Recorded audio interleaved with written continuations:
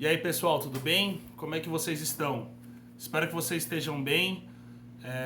Sábado chegou, mais uma semana passou e eu confesso que essa semana eu não queria gravar o devocional.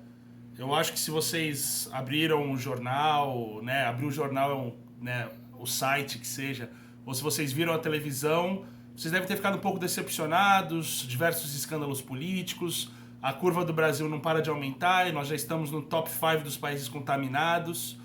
Entre outras notícias que talvez eu cite ao longo da devocional, mas a verdade é que as coisas parecem que ficaram mais pesadas. O peso ele tem rodeado as nossas vidas de uma forma como nunca vimos. Ou pelo menos a gente não tinha prestado atenção. E vocês devem perguntar, caramba Gabriel, com tantos livros para ler, série para assistir, filme, Netflix, Amazon Prime, você vai ler jornal? Só que toda vez que eu leio o jornal, ou vejo alguma notícia, ou assisto, eu lembro de uma coisa que meu avô falava e uma frase que nós já escutamos, é uma citação de um teólogo alemão, que é o Karl Barth, que ele fala que nós deveríamos ler a Bíblia, ter a Bíblia em uma mão e o jornal na outra. Desde que o mundo é mundo, existe uma necessidade de entendermos o contexto que nós estamos vivendo. E para nós existe, e se não existe, deveria existir, um desejo de buscar compreender como a palavra de Deus fala com o contexto que nós estamos vivendo. Se nós não sabemos nada sobre o que está acontecendo no mundo, a gente acaba vivendo dentro de uma bolha. Nós nos colocamos dentro de um mundo que vai ser irreal. E nós criamos uma visão muito limitada, que nada tem a ver com o nosso cotidiano. E eu vou contar uma coisa para vocês. Eu vou dar um spoiler. E talvez a nossa vida, o modo como nós estamos vivendo a nossa vida, ela esteja errada. Nós, como cristãos, talvez não tenhamos entendido nada sobre como viver. E pensando em uma música do Antônio Carlos Jobim, eu pensei na única certeza que todas as criaturas que vivem na Terra têm em comum. Todo homem, seja chinês, alemão, americano, brasileiro, em algum momento da vida, vai experimentar a morte.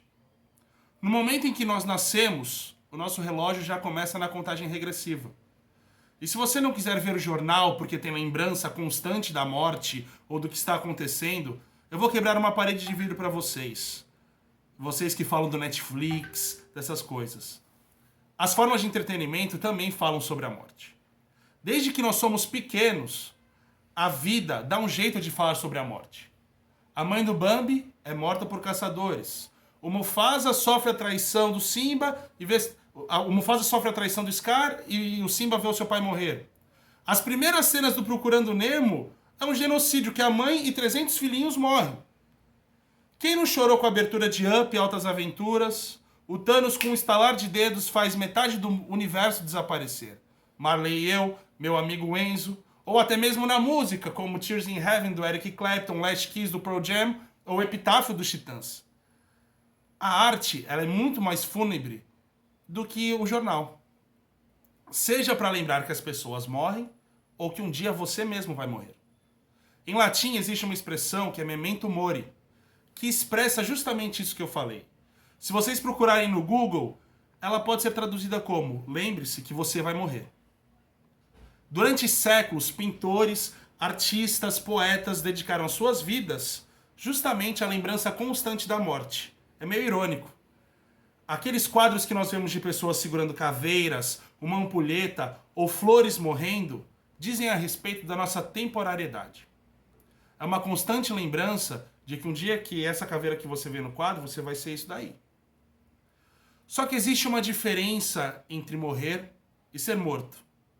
Em alguns momentos, nós vamos nos deparar com a morte. Mas existe uma diferença. E eu não sei quantos de vocês viram o jornal, mas uma notícia muito triste, em meio a tantas notícias tristes, repercutiu e ganhou as esferas das redes sociais, que foi a morte de George Floyd, um homem negro, americano, que foi morto por brutalidade policial, por uma questão racial. E artistas, celebridades, nos Estados Unidos e no mundo inteiro, se posicionaram a respeito disso. E uma outra foto me chamou a atenção a respeito dessa posição, que foi um prédio pegando fogo, uma base policial, que foi uma resposta daqueles oprimidos aos opressores. E isso me lembrou uma coisa. Vocês sabiam que amanhã, no dia 31 de maio, seria comemorado, ou será comemorado, o dia de Pentecostes? Se você nunca ouviu falar sobre o Pentecostes, está no livro de Atos, no capítulo 2. Já estou dando aí, a Bíblia acho que todo mundo tem, nem que seja por aplicativo. E eu vou ler só uma parte de um versículo para vocês, que está em Atos, no capítulo 2, no versículo 4. Todos ficaram cheios do Espírito Santo. Existe uma associação dessa palavra em Pentecostes, principalmente por conta dos movimentos neopentecostais, que tem a ver com grito, rodopio, estribuchar no chão, babar. Mas, na verdade, o Pentecostes, como diz na Bíblia, é a chegada do Espírito Santo. E essa chegada vem para que os apóstolos fossem capazes de testemunhar a respeito da obra de Cristo no mundo inteiro.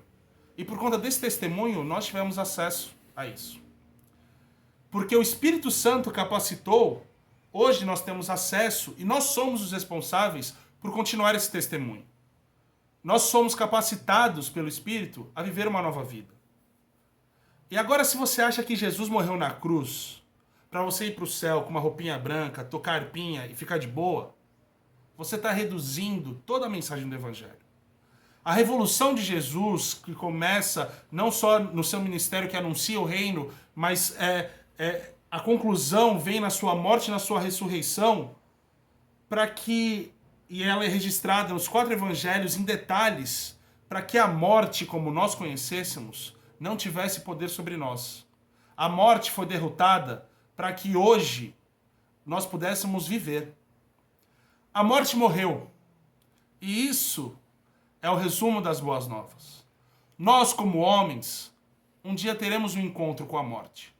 Mas ela não terá efeito nenhum sobre nós. Porque Cristo venceu a morte. E 1 Coríntios 15, no versículo 55, diz: Onde está a morte, a sua vitória? Onde está a morte, o seu aguilhão? O aguilhão da morte é o pecado e a força do pecado é a lei. Mas graças a Deus que nos dá a vitória por meio de nosso Senhor Jesus Cristo. Portanto, meus amados irmãos, mantenham-se firmes e que nada os abale. Sejam sempre dedicados à obra do Senhor, pois vocês sabem que no Senhor o trabalho de vocês não será em vão. E como disse o Chaves, eu prefiro morrer do que perder a minha vida. Enquanto nós nos preocuparmos com a morte que está entre nós, e sempre estará, nós não estaremos vivendo uma vida verdadeira. Talvez vocês não tenham gostado da resposta daqueles que tacaram fogo no prédio. E muitas pessoas falam que nós precisamos de Abraham Lincoln, Martin Luther King e Mahatma Gandhi na nossa sociedade. Mas vocês percebem que essas pessoas também falam justamente para justificar a sua passividade em meio a tudo? Em frente às injustiças do mundo, a falta de posicionamento, pedem por Martin Luther King, mas não se levantam como? Irmãos, Cristo morreu para que nós tivéssemos a vida. E que a nossa vida fosse vivida. E o Espírito Santo veio para que a nossa vida pudesse testemunhar o amor de Jesus por nós.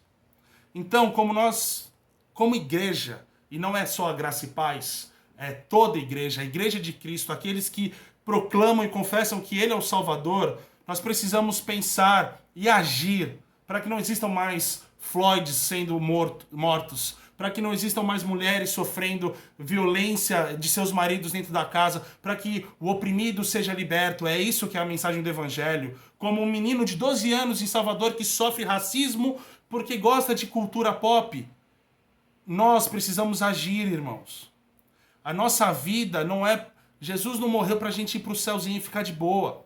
A nossa vida, que é vivida por Cristo e por meio do Espírito Santo, serve para levar a vida que vem de Deus.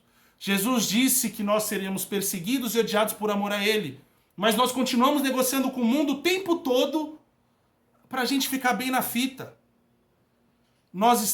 Temos que parar com isso.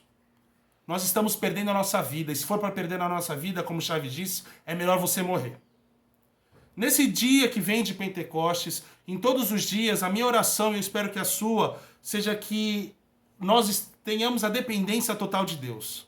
E principalmente que nós sejamos capacitados para testemunhar do amor dele, que vem do alto. O amor mais louco que morreu para que nós tivéssemos a vida. Irmãos, que nós possamos nos levantar. E não vamos negociar mais com o mundo. Não vamos engolir as injustiças que nós vemos. Porque nós precisamos levar a vida para aqueles que precisam de vida. E aquele que tem ouvidos para ouvir, ouça.